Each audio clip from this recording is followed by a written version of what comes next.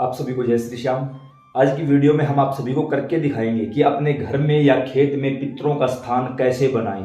कोई भी पैसा खर्च नहीं करना है, किसी भी ब्राह्मण की आवश्यकता नहीं पड़ेगी, आप खुद से यह काम कर सकते हो। यह काम केवल घर के पुरुष करेंगे, महिलाएं नहीं करेंगी। जिन घरों में पुरुष नहीं है या जिन घरों के पुरुष नहीं मानते तो उन घरों की महिलाएं कर सकती हैं, अनमैरिड लड़कियां बिल्कुल भी नहीं करेंगी। क्या करना होगा? सबसे पहले आपको वो स्थान देखना होगा कि आप घर पे स्थान देना चाहते हो या खेत में स्थान देना चाहते हो।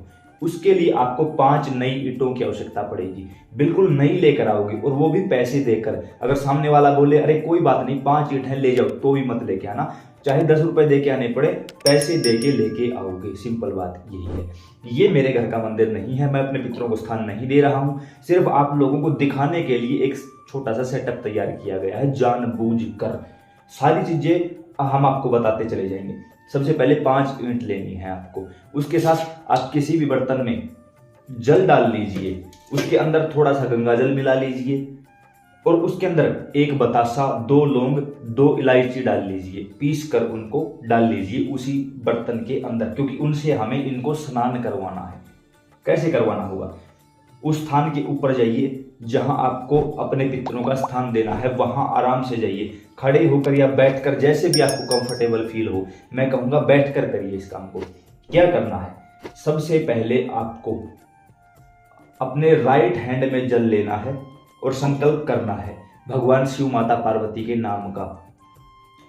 हे भगवान शिव, हे माता पार्वती, मेरा नाम ये है, मेरे पिता का नाम ये है, इस जगह का निवासी हूं, मेरा गोत्र ये है और मैं अपने इस पितर के लिए नाम बताना है। 1 पितर है, 2 है, जो भी हैं उनका नाम बताना है। उस पितर के लिए स्थान दे रहा हूं। जिन लोगों को अपने पितरों का नाम नहीं पता, इस वीडियो के एंड में पॉडकास्ट का लिंक मिल जाएगा, उसके अंदर हमने वीडियो बनाई है कि पितरों का नाम कैसे पता करें। देख लेना, समझ में आ जाएगा। जिनको नाम नहीं पता वो स्थान नहीं दे सकते। यहां अब बाबा श्याम की फोटो रखूंगा, सीधी सी बात है, बाबा श्याम के लिए दिया जलाया जाएगा। जब नाम ही नहीं पता कि किसके लिए दिया जलाना है, वहां तो फिर नेगेटिविटी बैठेगी। और 99% लोग यही गलती कर रखे हैं, खेतों में या घरों में स्थान तो दे दिया लेकिन पितरों का नाम नहीं पता। जिनको नाम नहीं पता वो स्थान नहीं दे सकते। नाम पता है केवल वही स्थान देंगे और दूसरा कोई नहीं देगा। मेरे पितर का नाम ये है और मैं उस पितर के लिए यहाँ स्थान देने जा रहा हूँ, मेरी सहायता करिए। साक्षात श्री हनुमान जी महाराज को यहाँ जागृत रूप में विराजमान कर दीजिए ताकि कोई भी गंदी शक्ति यहाँ पर न आने पाए और मेरा काम न रुक ना पाए। चलिए करते हैं श्री गणेश, इतना बोलना है। जल नीचे की ओर छोड़ दो। दोबारा से फिर राइट हैंड में जल लो और प्रार्थना करो, हे श्री हनुमान जी महाराज, भगवान शिव और माता पार्वती के आदेशानुसार आप यहाँ जागृत रूप में विराजमान हो जाइए ताकि कोई भी गंदी शक्ति हमें परेशान ना कर सके। अपने चारों तरफ जल का छिड़काव कर लो। अब यहाँ नेगेटिविटी नहीं आएगी।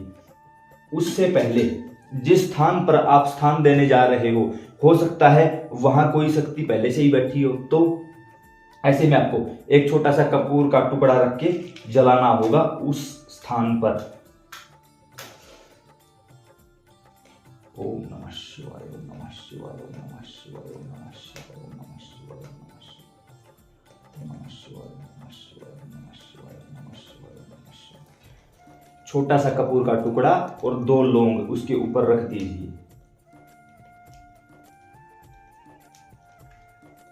और प्रार्थना करिए, अगर यहां पर कोई भी शक्ति बैठी है वो इस स्थान को छोड़ दे, क्योंकि हम यहां अपने पितरों का स्थान देने जा रहे हैं।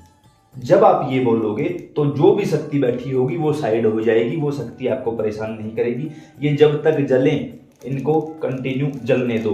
हम इनको यहाँ अभी बीच में ही रोकेंगे, क्यों? क्योंकि नहीं तो फिर वीडियो थोड़ा सा लंबा हो जाएगा, इसलिए इस चीज को हम थोड़ा सा साइड करेंगे। आप इनकी तरफ एक बार ध्यान मत दीजिए, इनको चलने दो, ठीक है।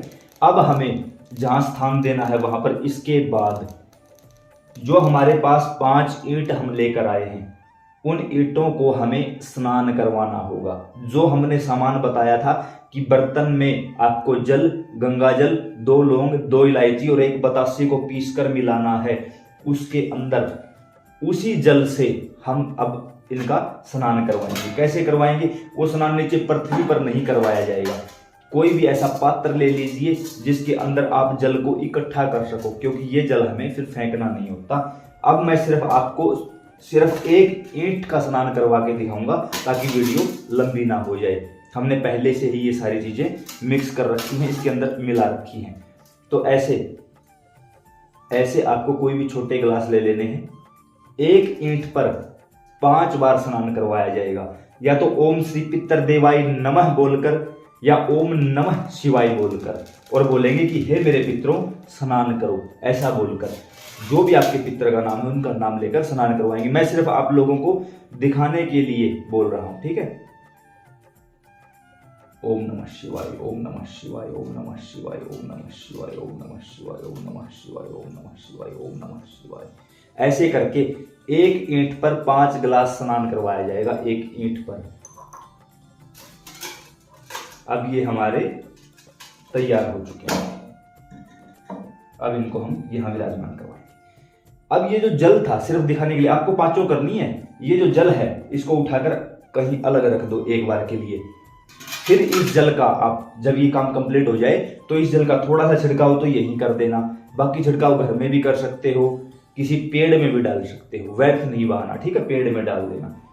उसके बाद 3 ईंट 1 2 3 ऐसे लगाई जाएंगी नीचे, 3 ईंटें नीचे लगाई जाएंगी। जो बची हुई 2 ईंटें हैं वो शंक्वा आकार तरीके से इनका एक छोटा सा मंदिर बनाया जाएगा। इस प्रकार से ये हमने शंक्वाकार तरीके से पितरों का एक छोटा सा मंदिर बना दिया। अब अगर आपके 1 पितर हैं तो 1 दीपक लगेगा, 2 पितर हैं तो 2 दीपक लगेंगे। यहीं पर इसी समय आपको अपने पितरों का भोग भी लगाना है, अपने पितरों का दीपक भी जलाना है। यहां हमने रख दिया। अब कुछ लोग क्या करते हैं, हमने कुछ लोगों का देखा है कि इसके अंदर अपने जो बुजुर्ग हैं, अपने माँ बाप हैं, उनकी फोटो रखी जाए। नहीं भाई, कभी भी गुरु और पितरों की फोटो की पूजा नहीं की जाती, ना तो गुरु की ना पितरों की। गुरु की चरण पादुकाएं होती हैं, पितरों का सिर्फ आभास होता है। कभी भी उनकी फोटो को विराजमान मत करवाना। बाकी आप जैसा ठीक लगे वैसा कर सकते हो। मेरी पर्सनली राय यही है कि कभी भी फोटो नहीं रखी जाती। ऐसे आपने विराजमान करवाया, ये पितरों का स्थान दिया जा चुका है। अब यहां पर हम दीपक जलाएंगे और भोग लगाएंगे। जो भी आप भोग घर से बनाकर लाए हो वही भोग यहाँ पर अग्यारी रखी जाएगी, उसको भोग लगाया जाएगा। दीपक रखा है, दीपक जलाओगे। 1 पितर है 1 दीपक, 2 पितर हैं 2 दीपक यहीं लग जाएंगे। इसको थोड़ा साइड करके दूसरा दीपक यहाँ रख देना। यहाँ हम सिर्फ आपको करके दिखा रहे हैं, ठीक है। ये हुआ पितरों का स्थान देने की प्रक्रिया कंप्लीट।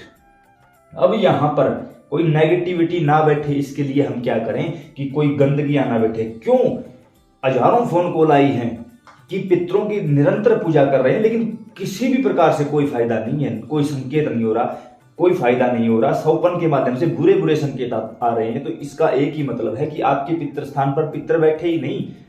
क्यों?